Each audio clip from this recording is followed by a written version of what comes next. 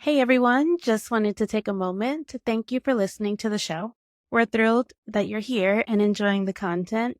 This podcast is completely free for you, but if you'd ever consider supporting the show, we truly appreciate it.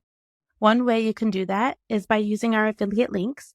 These are links to products and services that we've mentioned on the show. And if you make a purchase through one of them, we might earn a small commission at no extra cost to you.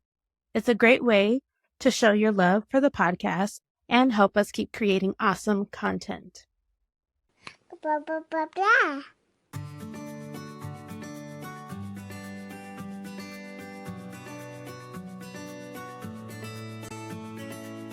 Welcome to the Our Forever Smiles podcast, a podcast created to support mothers of children who were born with clefts and those who love them.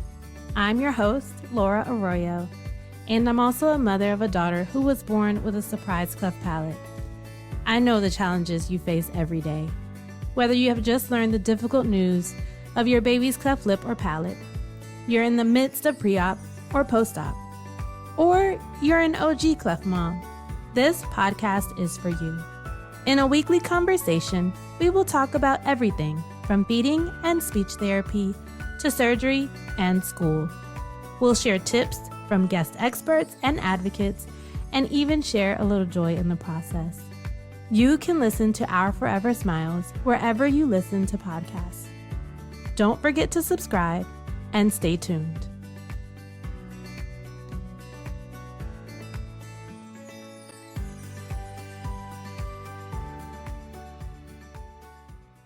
Hello, and welcome back to the Our Forever Smiles, Cleft Mom Diaries and Support podcast. I am Laura Arroyo. Before we jump into this episode, I would like to invite you to join this community to hear conversations with other cleft moms and advocates that will help you feel supported along your journey. All I want you to do is click on the Facebook group page that is linked in the episode notes. You can speak directly to the guests from the podcast, ask questions, talk to a community of cleft moms that are eager for answers, but also willing to help. As a note, we are not medical doctors, and we do not intend for you to use the information that we share here as medical advice. Our guest today is a speech pathologist, but she is not your speech pathologist, so just remember that we are parents and advocates who love our children, and we're just sharing our own personal experiences. This episode is timely because I recently took Giselle to the audiologist and ENT due to some unexplained ear pulling, and her hearing test came back positive for the most part, but they did determine that she has some hearing loss. It is due to blockage, some kind of blockage. So this could be from either like ear fluid or like her ear tube, which was placed during her palate surgery. It may be coming out, and so it's blocking her eardrum, either one or both or the other. So from that appointment, we saw the ENT, and they plan to replace her tubes in August so that she can enjoy her summer. One of the things that the specialist asked me about is if I think that her hearing is affecting her speech at all. So my answer is always, I don't know, because I don't really know what she's supposed to be saying right now or sounding or what to look for. So I'm just really excited to have Kelly on the podcast today. Kelly is a speech language pathologist, certified lactation counselor, and a cleft mama herself. So she currently lives in South Carolina with her husband and her 3 sons. So welcome, Kelly. Hello. So I will share a quick story about how Kelly came to be on the podcast. So when we launched the podcast, I shared it within my work group. And one of my close coworkers, Crystal, she reached out to me and she said, "Hey, my sister is in SLP. If you ever have any questions about anything." So I said I would love to speak with her, but not for speech services or anything. I would love to have her on the podcast. And so Crystal reached back out to me. She reached out to her sister, and then her sister said that she had a colleague that is a cleft mama and an SLP. So we got a 2-for-1 today. And yeah, we can just jump right into your personal story, Kelly, and then we can talk a little bit more about your specialization. And so Kelly's first baby was born with a cleft. And so when did you first learn about your baby's cleft? We were at our anatomy scan, so 20-ish weeks or so. And I remember the ultrasound tech had a really hard time getting any visuals of his face initially. And so she was like, okay, I'll just come back to it at the end. And so we were wrapping up. We had gone and done all the other measurements, pictures, everything looked great. And she was about to finish. And I was like, wait a minute, we didn't go back to his face.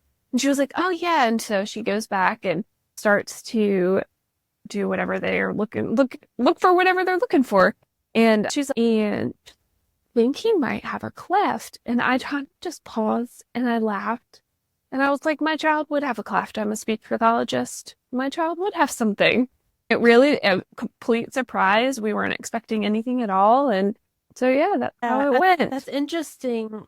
That's interesting. Do you think she's seen it the first time and just... I don't think so. She really had a hard time getting any visualization. Like he kept hiding his face. Oh, okay. She said like you could see where he had the cord in front of his face and stuff. He was hiding. And so when she went back, she was, oh wait, yeah, I almost forgot to do that. Yeah. So, I'm surprised that she said that to you too. A lot of they don't say things. Yeah, they don't. When she Mhm. told you that she's oops or... No, it was more, I think because she knew I was a speech pathologist, because just in conversation, and I had that ultrasound tech several times at that point, she, I think, just was like, I think he might have a cleft. And I was like, okay. Yeah, that's just really hard news to deliver to someone. Mm-hmm. Yeah. So what was your reaction from that point? It was a combo of, oh my goodness, and Yeah. this, okay, I've got research to do. I know a little bit about this. I had worked with a few kids that had clefts at that point, different when it's your own. So I Yeah. began the research and reading up, and my husband wasn't convinced. He was like, I don't know, that picture I'm not sure. Because of course they referred us to the fetal medicine doctor for more ultrasound and whatnot. But yeah, I was like, no, I'm pretty sure, like you can see it. I'm pretty sure that's what that is. Yeah. And he was. So he had a little bit of a denial at Oh first. yeah. Mm-hmm. Yeah. Yeah. Did they think that there was any palate involvement He from the did. initial ultrasound? Yeah, some. So my daughter was born with a surprise cleft palate. So we Okay. didn't know until she was born. But some, and their thing was like we would have never been able to see that. And so Mm-hmm. I've seen and I've spoken to a lot of different moms that have shared like, yeah, they were pretty sure that palate was involved, but it's just don't know how professionals can be like so sure. I've heard a lot of doctors say there's like an 80% chance or something like that. And I feel like that's more, I don't know, that's the better thing to say instead Right. of saying you're so sure, since you really can't tell unless you, I don't know. I know for me, they said, oh, she would have had to like yawn mid ultrasound or something Mm-hmm. for us to be able to like catch something Really like that. see. Yeah. And in your experience, they did think that you had palate involvement. Were they Yeah. like pretty sure about it? They were pretty sure. And they gave us, like, looking back at the ultrasound reports, like, there's measurements in there, what they were estimating it to be. And they were estimating it to actually go further back and involve a lot more of his palate. And it ended up just being the alveolar ridge is was cleft Okay. at that point. So by the time he was born. Gotcha. So that would be lip, and then I've Front always heard it is what a lot of gum people notch. refer to it as. Yeah. Okay. And yeah, just pretty too. I feel like your son is already 3 years old, so Mm-hmm. you're probably a little bit removed from that initial experience and stuff. Because I sense that you're like pretty lighthearted and like you're like lighthearted person. And some people take this so well, just take that information so well. But I Mm-hmm. also feel like maybe your exposure in working with children, the children that were born with a cleft, Mm-hmm. probably eased that For feeling for you. Yeah. Mm-hmm. Okay. Because I've spoken to so many moms and doing this podcast, and I'm just like, they're for sure. They were completely shocked, completely didn't even know what a cleft was. Like, Yeah. and I guess just having some exposure to that is probably really helpful. Definitely. It definitely helped. And it definitely, I think having that knowledge and knowing okay, these are like possible outcomes. These are possible things we could deal with. Now, granted, a cleft can vary so much and how it impacts a child can vary so much. But I think, like you said, just having a little bit of background eased that for me. Yeah, for sure. And I've also heard this is like more on the husband side, right? I've also heard a lot of husbands be in denial about it Oh, and yeah. also think that there's going to be some repair in the womb. Yeah. And If you read research, clefts happen at weeks, 6 weeks in utero. And a lot of times people don't find out until 20 or like you did at birth. And it's like, yeah, no, it doesn't quite work that way. yeah, I find that to be so, yeah, just interesting that they think that will happen or something. I don't know. But yeah, so I guess like fully prepared, right? Or did all the research that you could do Hmm. up until birth. How were you feeling when you were ready to give birth? Do you feel like you had all of the information that you needed? No, definitely not. No, we had met with a local cleft team beforehand, and I actually knew the SLP on the team. So that was nice. And I was able to like message her and ask her different questions before he was born, shortly after. But since I've had him, I've learned a lot more about feeding and all of that stuff. And there are things that I'm like, man, I wish I would have known, or I wish I could have tried that with him. But you learn Yeah. and as you go, and it's what it is.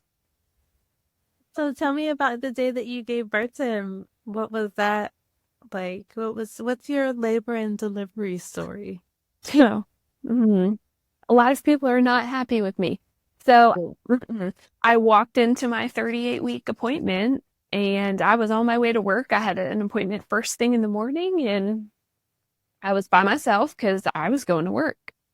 I had my breakfast in the car, had a couple sips of my coffee, was going in to get my checkup, and the doctor looks at me and she's, "Are you having contraction?" I'm like, "I don't think so. My hips hurt." She was like, "Yeah, you're 5 centimeters dilated and 80% effaced. So we're going to send you over to the hospital." And I was like, "I'm sorry, no, I'm going to work. Like, I'm not ready." So needless to say, I went to the hospital. They wheeled me on over in a wheelchair because where my OB's office is, it's on the same complex. And so they just put me in a little wheelchair and wheeled me on over. And I called my husband and I was like, "So they're sending me to triage.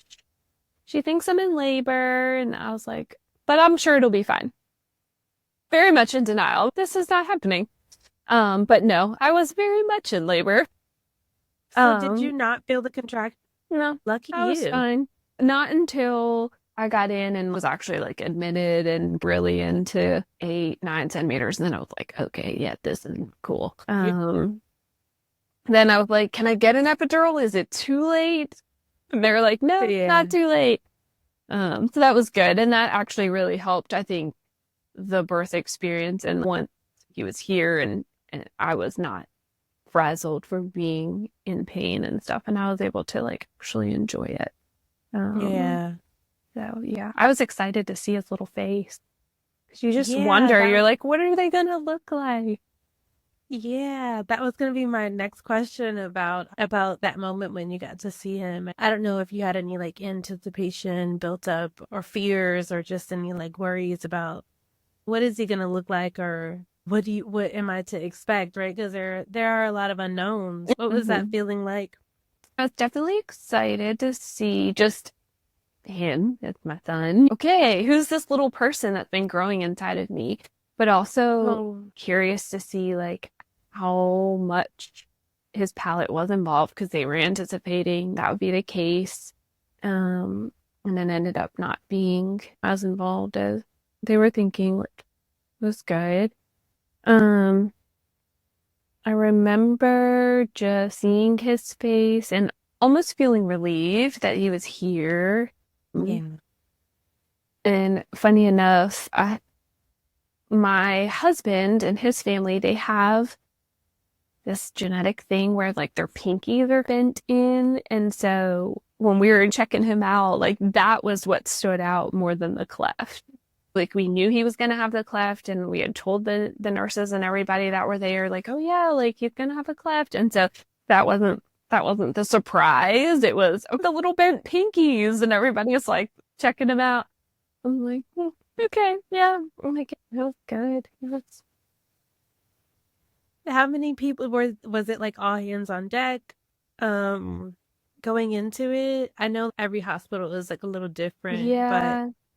I I don't really remember there being a lot of people. There were some extra nurses and whatnot that had come in, I think, from the special care nursery, just checking in to see how he was doing. They knew he was coming, and I think there were like some respiratory people that were there in case we needed it, but we didn't end up needing anything yeah. when he was Oh, so born. no NICU time or anything. Mm-mm. Oh, that's nice. Yeah. Yeah.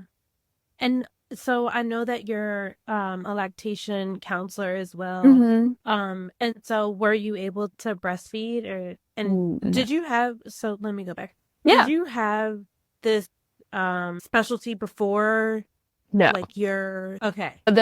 Since my journey with him, that is kind of what launched my interest in all of that.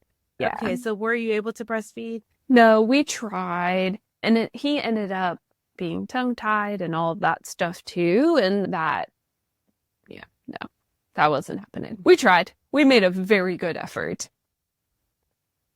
But And yeah, no, talk to me a little bit more about, I guess, your decision, because you become passionate about these things, like when something like this happens to you, and what were the like reasons that made you become interested in lactation and that type of all thing? of that, there just really wasn't a lot of education about it when I was pregnant, and I was like, how am I supposed to learn what to do? And regardless of whether he had the cleft. And so just feeding options, just nobody really talked about it. Now, knowing he had the cleft, I was able to get on different groups on Facebook and kind of research and read, learned about the different bottles we could use and all of that kind of stuff. And so I felt pretty confident about that, but I did not feel confident at all about trying to breastfeed. And so when I initially thought, okay, he's going to have a cleft, we're probably not going to be able to do this. And we tried and met with a lactation counselor and stuff after he was born, but really wasn't successful. And so I was like, okay, we'll just bottle feed it. It makes the most sense. It is what it is. But then after that, I was like, you know what? I really feel like we could have done this. And I just started learning more and connected with some new colleagues, and one of them was also a lactation counselor, and she was like, hey, you seem really interested in this, and she let me observe some of her sessions and stuff, and I was like, you know what, I really like this. Yeah. Let's do this. So yeah, and that. Yeah, I think it's so important to have the support for that type of thing. And I feel like there isn't a lot of like education, especially around that. I know for me, because in the hospital, they didn't really understand like cleft palate. And so the nurses were trying to get me to breastfeed. And so there was a lot of lost time. Yeah. And so it's really, one of the reasons why I believe that my daughter, she actually ended up in the NICU because she just wasn't feeding, and then nobody told me, and so it's just like, why would we waste so much time doing this when there are other options, right? Options that she needs to take. And so I would love to hear your opinion, because this is like something that I feel like people go back and forth on, and if you don't know much about it or something, but I'm sure you do. So cleft lip versus cleft palate, right? I was told in the hospital, you cannot breastfeed. It's just not going to happen because your baby has no suction, and so you can breastfeed for comfort, but not for nutrition. And that is something that I have really been pretty adamant about myself, because I was trying to breastfeed. And my baby ended up in the NICU because she wasn't eating. And so when there are moms that give this advice, no, don't let people tell you, no, you push and do all these things. I feel like my response to that is, no, please get a specialty bottle. Nurse for comfort, but do not push your baby. If your baby has a cleft palate, do not push your baby to try to breastfeed. But then I've seen people give pushback on that. I guess, what is your opinion about that? So I know that in our training, like with the lactation stuff, they talk about ways to help support moms of babies with cleft and different things that you can try to do as far as breastfeeding goes, but it's often not as successful if it's cleft palate only. It's more successful with cleft lip because you're able to use the breast and mold the breast to more or less plug the hole where the lip is, and baby can nurse typically. So yeah, it's really a case by case basis, honestly. I would never push somebody to do something. Like if baby's not gaining weight, heavens, that's the most important thing. We need baby to be healthy and to grow, and yeah. Ooh, I'm sorry that happened. Tough. For sure. Yeah. And also too, like where I've heard where people would push, oh, you need to use this type of bottle. Like you can only use this one. This is the one our hospital has. My baby might not do well with that. There are other options. Don't try to think. Yeah, I've heard that too. I've heard about that as well. Like there was a mom, and I think I mentioned this on another episode that I recorded.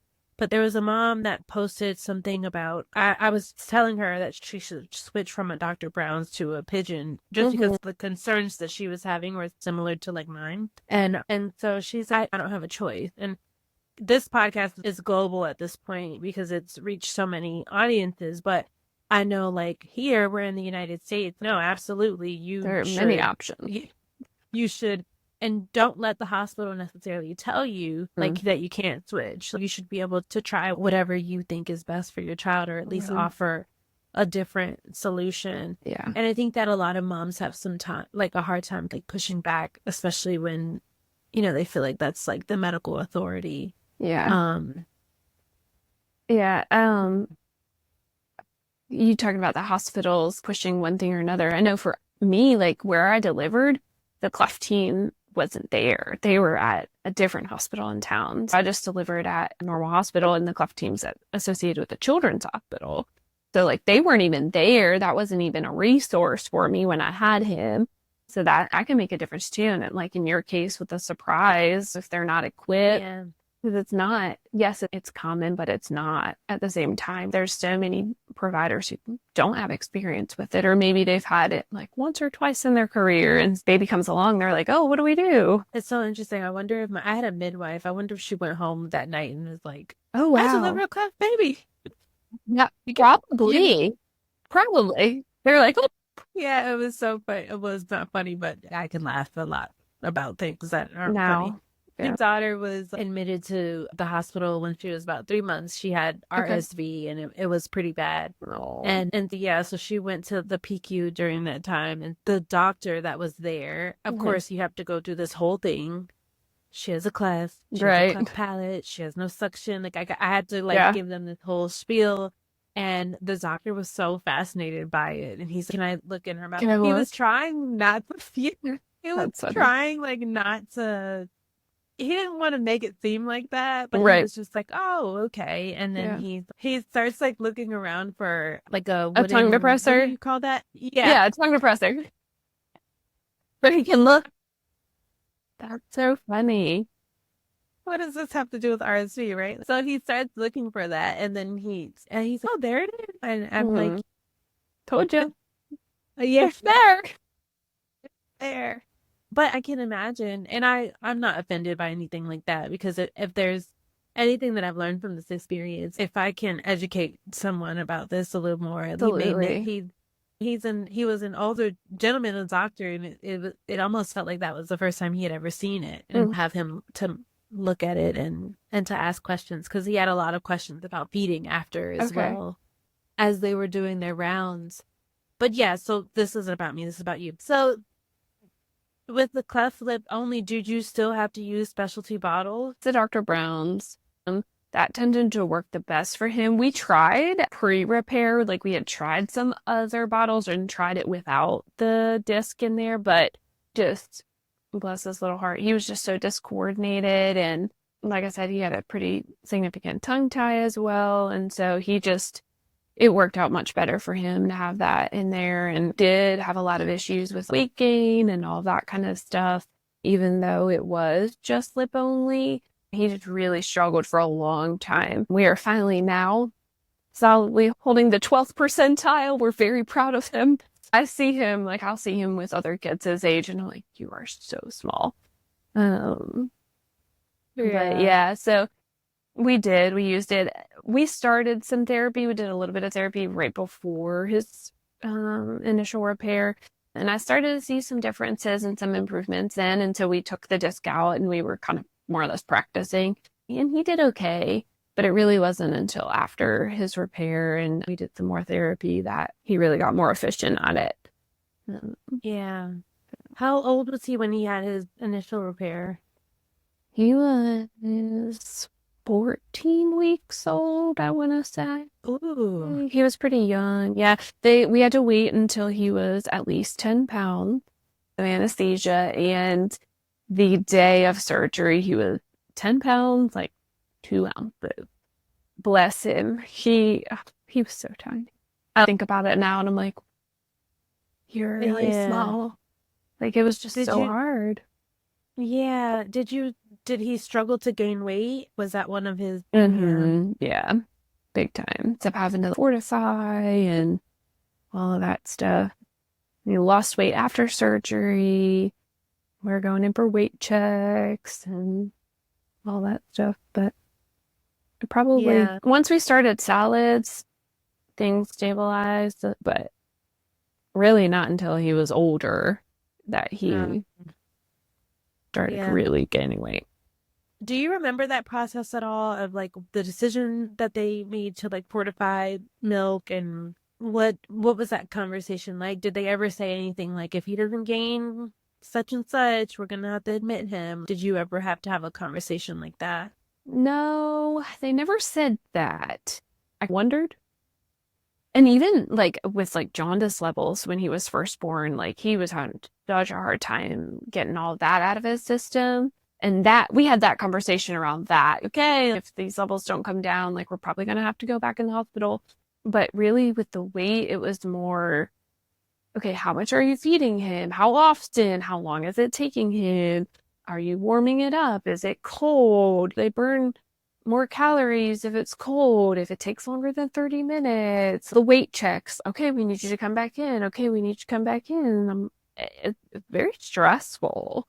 And it puts a lot of pressure on you as a mom. You're like, okay, I'm doing everything I think I'm supposed to be doing. It's still not happening. And they were like, let's try this now. Let's add some formula in there. And I'm like, okay. Okay. So you were pumping. Yeah. Oh, yeah. Then, okay. That is a job in and of itself. 10 months. I pumped exclusively for 10 months. And then I had enough to get us through first birthday. So that was. Yeah.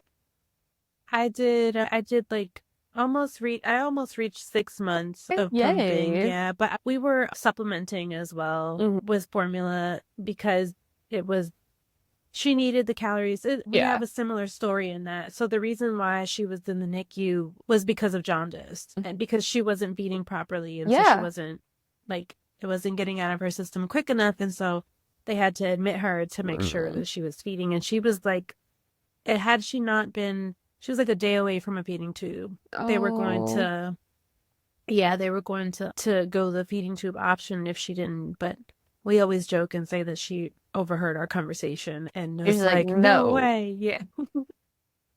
Yeah. So we were happy, right? That we didn't have to go through that experience. I really empathize with mothers that have to have that feeding tube experience because it's a lot. It's a lot to carry around. So now your baby boy who I don't know if you're feeling like he's still your baby. So we didn't share on the episode, but we did speak before we started recording. Kelly actually has has twins. So Yeah, is it two boys or two girls or a girl and a boy? 2 boys, 2 more boys. Oh I my have 3 boys. goodness, you're outnumbered. Very much, very much.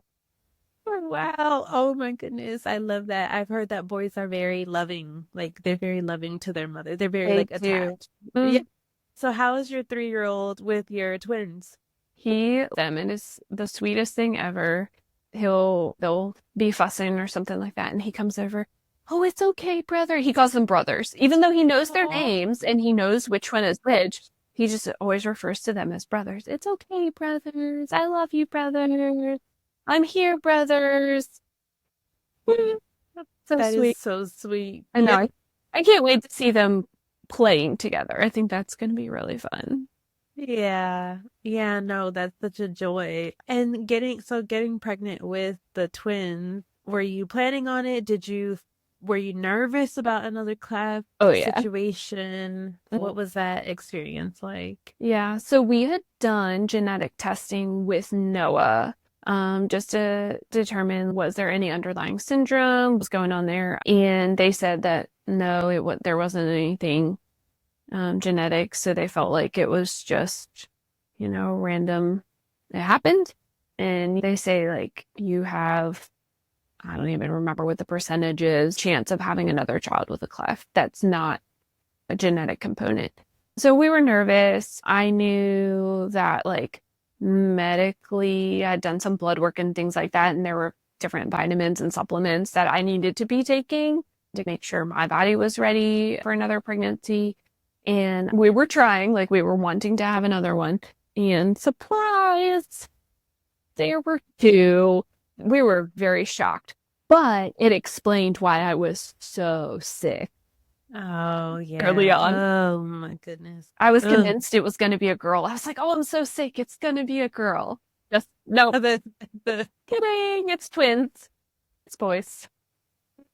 oh, that's so Oh. sweet. Okay, so did you you were able to rule out any cleft with the anatomy scan?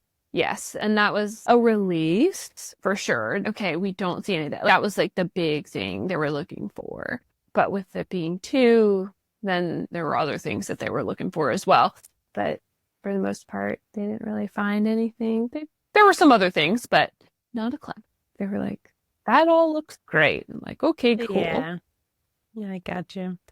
Okay, so now I would love to talk more about speech. So, have you worked with Noah yourself? Like, how does that work? Do you like work with him? Are you always on? Or So I've had to find that balance for sure. With the feeding stuff early on, I worked with some other SLPs and got some guidance from them. But yes, like it was me doing all the things. And then when he was about 9 months old, we started doing like the actual true feeding therapy with another SLP. And so I got to be mom in that situation. And that was really good because that kind of took the pressure off of me. And he thrived. Like he loved going to see her. We saw her for, golly, a little over a year. And he loves her still. We still see her occasionally, but not as a patient.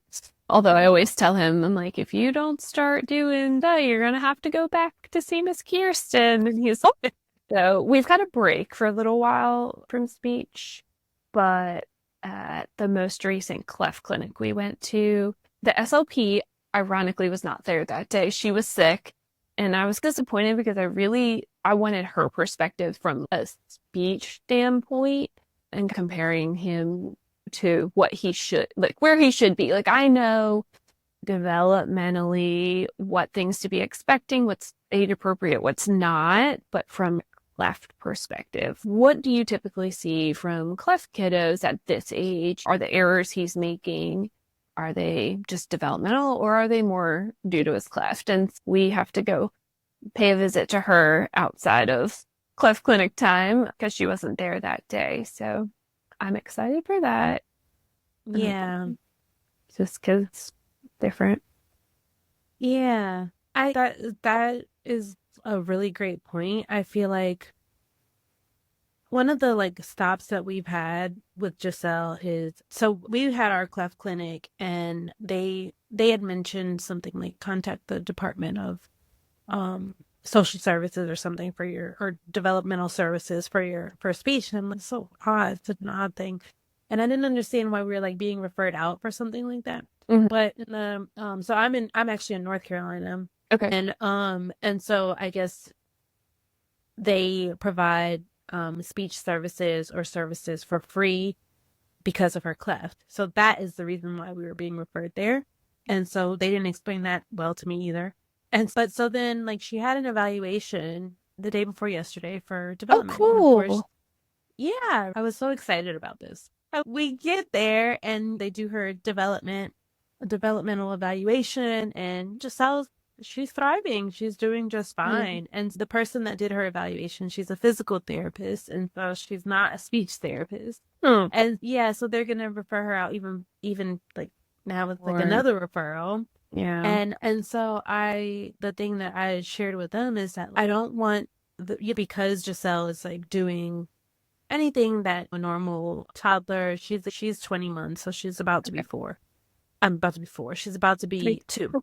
And just because she's on that path doesn't mean that she doesn't have issues like with articulation or using like some substitutions for some. And those aren't things that that they're not able to identify, right? Because they don't know clefts. And I just don't want that to be ignored. And I feel like they're like, she's fine. And it's really hard. I've been really trying to find a balance between saying like, no, something is wrong with my kid, because there's nothing wrong with her. It's just I know I get that. So I don't know. In your experience, like I was really excited about that appointment, and then I was just got down by it because I didn't really get to see anyone that could really help me give you answers. Yeah, and I totally get that feeling too of my kid's doing great, but also I know that this isn't quite right because Noah, he talks a mile a minute. He loves vehicles and he knows so many things, and he can have a whole adult like conversation with you, but his like articulation. Yeah. I'm like, Eddie, okay. Everybody's like, he's so smart. And I'm like, yeah, he is really smart, but also how much of that did you understand without me having to interpret or you having to figure it out on your own? So that's the push is, okay, yes, my kid's doing well, but also I know that they need some more support with this. Yeah. It's like they ask you the typical questions, like, how many words does she know? Well, she knows so many words. She knows a lot of words, but like only I can understand them. What's the best approach to that? What do you think? You have to keep being Mama Bear, and you have to fight. You do, and you have to find the right providers too. One of the biggest things I tell my families is, I'm going to start this journey with you, and we may do really well together, and it may be great, or you may find like maybe I'm not the best fit for your child, and that's okay. We have other therapists that I work with or other therapists in the area, you know, don't feel like you're like locked into this relationship here. If it's not working out, then let's go find somebody else. Or if you don't feel confident in the therapist that you're working with, maybe they really don't know a whole lot about clefts. Go find somebody who does, because there are people who are very passionate in our field and very niche things like clefts.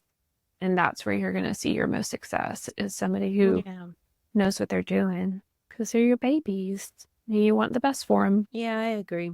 It feels like at this point in her journey, because she's post-op, like she's had her repair, it's like good to go. Yeah. And so I felt like when she was a baby, it was like all hands on deck, and now it's just, okay, let's good.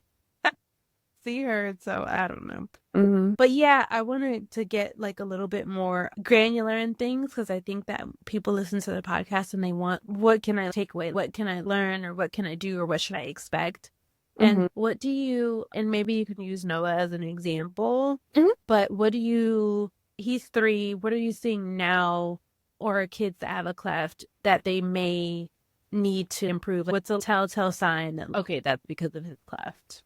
In terms of speech. In terms of speech development, if you're hearing a lot, like the nasality, that's a big sign. Maybe structurally something's not quite right.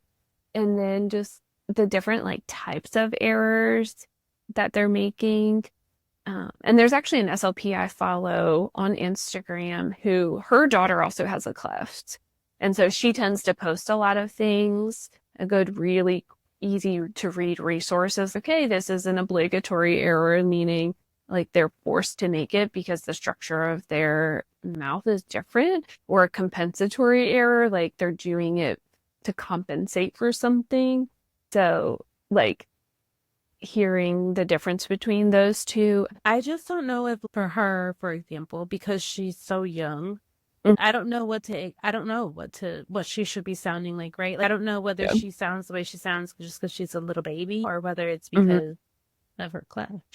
Compensatory errors can be referred to as active errors, while obligatory errors are referred to as passive.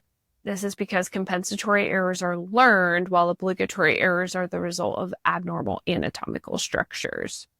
So some examples of like compensatory errors, like glottal stop. So like in the back, like they're producing sounds more in the back of their throat, or they're producing, like they're using their tongue to produce sounds like in the wrong place in their mouth. Noah does some of that stuff. Obligatory errors are more that hypernasality or hyponasality because structurally something is not working right. Nasal emission, like air coming out of their nose when they're making certain sounds that it shouldn't. Sometimes kids, when they try to produce like an S,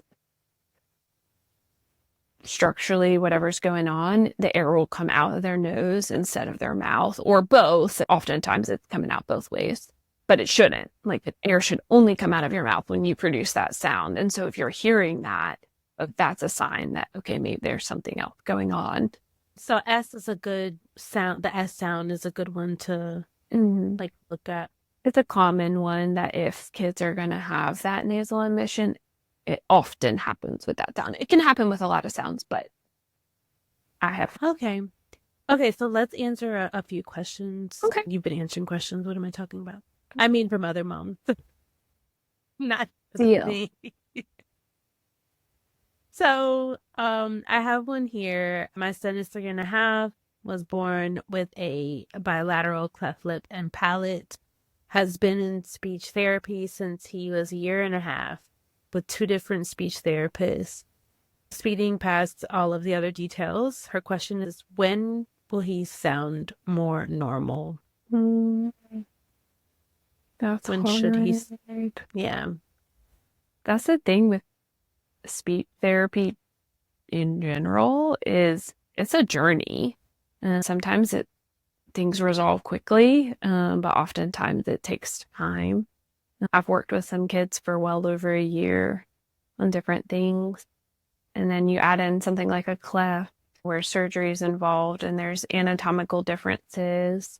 You really can't put a timeline on it. Yeah. How long is like typical, or should you see some improvements before you like say I need a new speech therapist? It sounds like they've been through. They're on their second one. I would expect some improvement at this point. Yeah.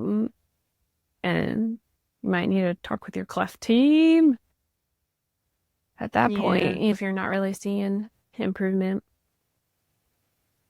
And I guess that's a good takeaway too, just not expecting things to happen overnight. Like it takes a little bit of work and time to do this. And so to just be patient with yourself and also your child. Yeah. I think that's really important. At what age or month do you recommend that your child start speech therapy? I do speech therapy with babies. You have concerns? It doesn't matter.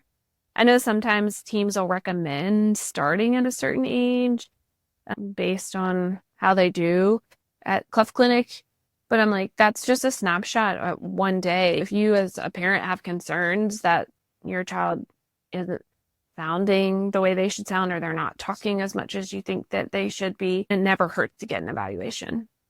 Ever. Yeah, that's true. I have another one that says, my son is 21 months and has been in speech since around his first birthday. All of his words start with an M.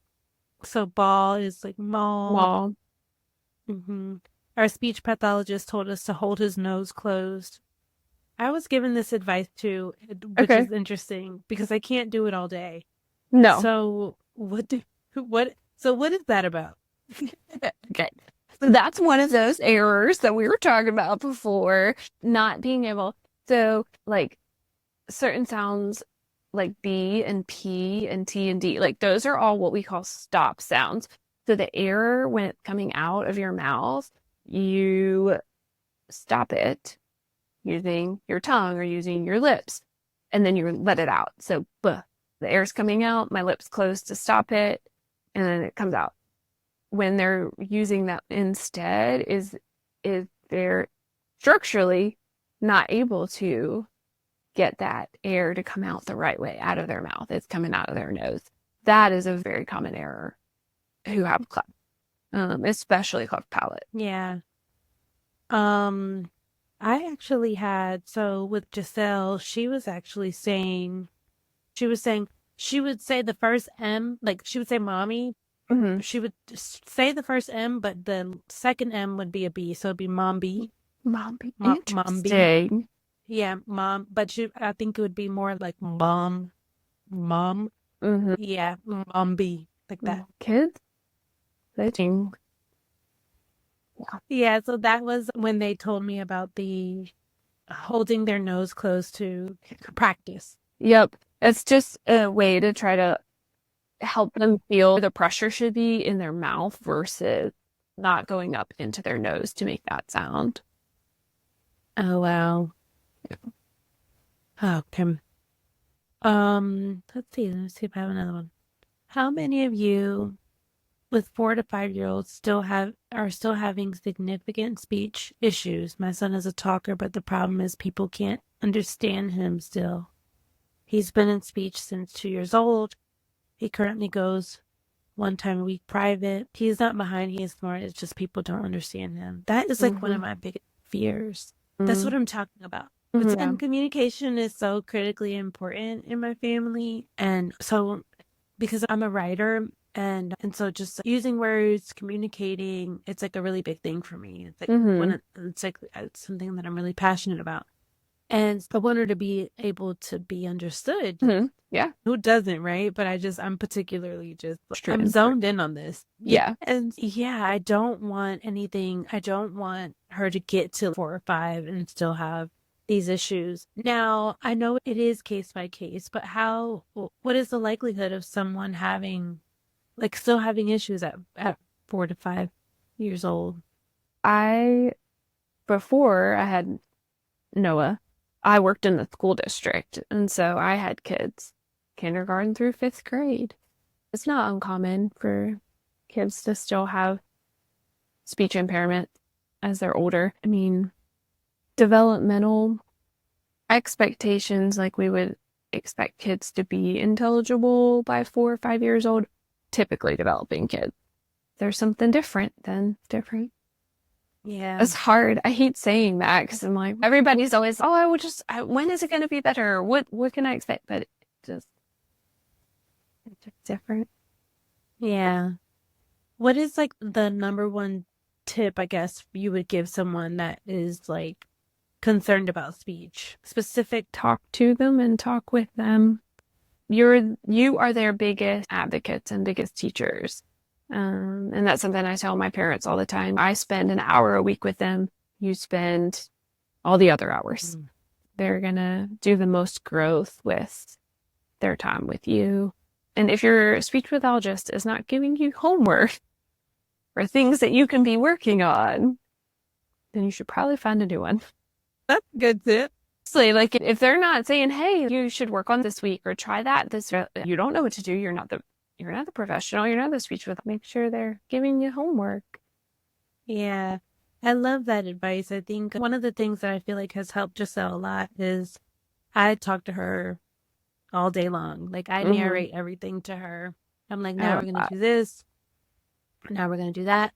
And I think that in the beginning, because I've done it since she was born, and I think in the beginning it just feels like you're crazy. Like, you're talking to yourself. Yeah. But I would tell her, like, we're going to this appointment today and I'm Mm-hmm. gonna get you dressed and this is what I think that they're gonna do and this is what this appointment looks like and Mm-hmm. I'm gonna be here for you and there's no need to be afraid and I explain everything to her and it's just so interesting and funny because I'll tell her things now that she has more awareness. I'll tell her things and I can see her wheels turning like in her Uh-huh. head. She's like She's like, thinking like, okay, all right, I'm cool with that. yeah. Does she ever get Mm. scared to go to like appointments and things like that, or is she pretty confident these days? Yeah, so Giselle is something else. She really is. She is. I always say thank God she doesn't look like all she's been through because she's such a resilient child and no, she's actually always been really comfortable. So Always great.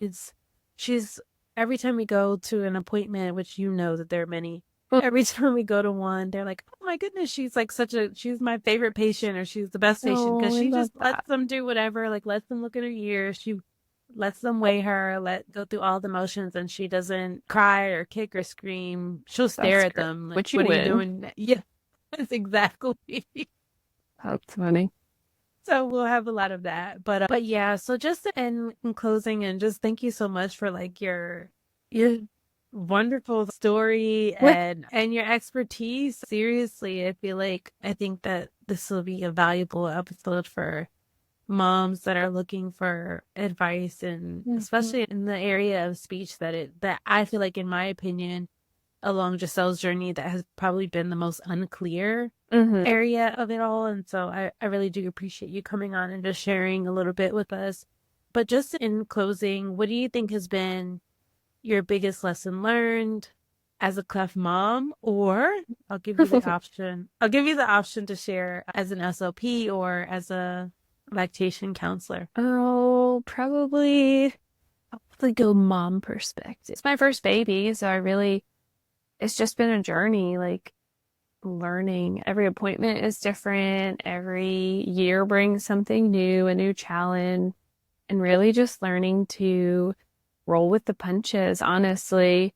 Because yes, I have some professional experience, but I don't know everything. And my child is my child first. And it's just constantly being an advocate for him and just fighting for what I know he needs. Because definitely gotten some pushback from doctors on things. I'm like, I'll go find somebody else. I'll get another opinion. Yeah. I guess just don't be afraid to ask the questions and to find somebody who can give you answers. If you Yeah. don't get them first time. If something doesn't feel right, then keep searching or keep Mm-hmm. for those answers. And of course, you are your baby's biggest advocate. And so yeah, so thank you, Kelly, for being Yeah, here with us today. We really a lot of appreciate fun. it. So thank you all for listening to the Our Forever Smiles, Cleft Mom Diaries and Support podcast. Be sure to subscribe and submit a review of the podcast wherever you listen. I hope that you've enjoyed this audio experience. Maybe you cried a little, laughed a little, but more importantly, we hope that you feel a little piece of reassurance and even joy in your journey. Talk to you next week.